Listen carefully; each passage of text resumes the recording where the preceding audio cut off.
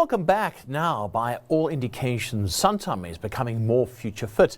The group's Future Fit 2030 strategy sees the insurer's full year financial performance indicators exceeding longer term targets, all consistent with the first half.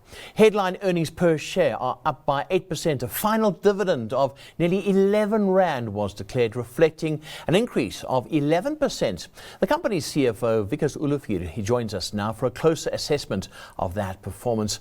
Wikus, hi, good to chat to you. Welcome to Business Lunch and congrats on your results. What's driving this, I think, sustained and continued performance? Thank you. Good afternoon. Good afternoon to the viewers as well. I think it's a lot of factors that's sitting behind the performance that we delivered this year. And a lot of it is about strategic execution. So we've been on a journey for the last couple of years of finding those pockets where we can drive enhanced growth, specifically focused in South Africa on intermediary experience, driving our direct businesses, getting access to more clients through our partnerships, but then also growing outside of South Africa, where we've now launched new initiatives in the UK within Lloyd's, and also a new presence within India. Then from a profitability perspective, we've also been on a journey in correcting some areas of underperformance since 2023, in particular property portfolio, and those have now run through the cycle, and we're seeing the results of all the effort that we've put in.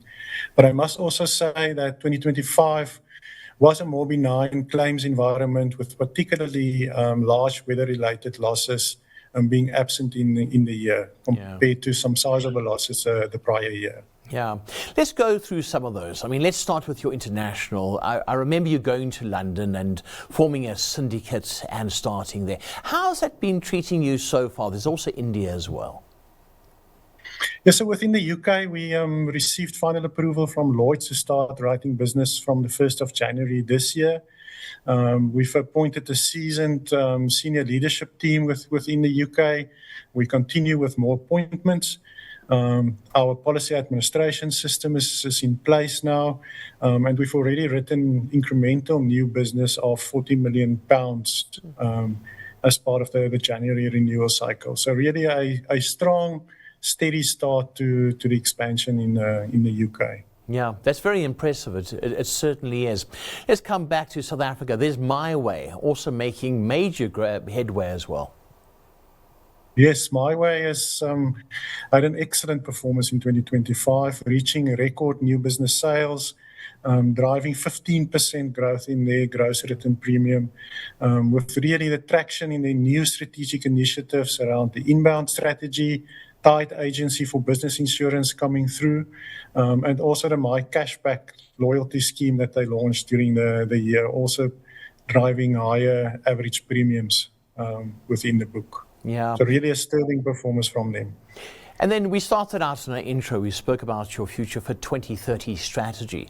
Are you moving in line with that? Take us through the strategy.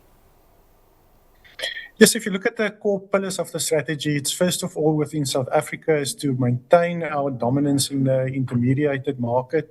And there we've been successful to maintain our market share across personal lines and commercial lines business. Then it's about driving accelerated growth through direct. We refer to MiWay, that's been really successful. Within client solutions, we also see a strong traction in their direct business. Then thirdly, it is about partnerships. Partnering with businesses that have got a large client base, especially in the market segments where we're traditionally not strong. And there we've seen the conclusion of the MultiChoice transaction in 2025, which adds to the MTN partnership. And together with those businesses, almost 2.5 million clients that we are reaching. Wow. And then outside of South Africa, we discussed the UK expansion.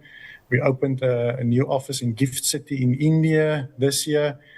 So really also tracking in line with what we planned for expansion outside of South Africa. Yeah. How has the conventional insurance model changed? I mean, we have to move with the times. You spoke about natural disasters as being, touch wood, great for now, but how has that model changed? You've had to move with the times. Yeah, I think we are living in a much more volatile environment where we have seen a rise in the frequency and also the severity of weather-related events. So we need to be very careful in risk selection, pricing appropriately, but more importantly, actually working with our clients to limit the risk of large losses. Then from a distribution channel perspective, we have seen a shift from the traditional intermediated market to direct channels, where today some 70% of new business in motor, for example, is written through direct channels. So we needed to make sure that we've got an omni-channel approach, that we can deal with clients through their preferred channel. Yeah.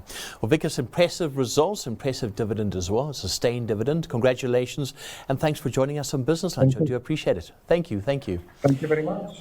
And that was Wikus Olivier. He's the CFO of Santam. On the other side of this, what should you be looking out for in the political week ahead? Well, Business Day's Thando Mayeko has the details right after this, so don't go anywhere.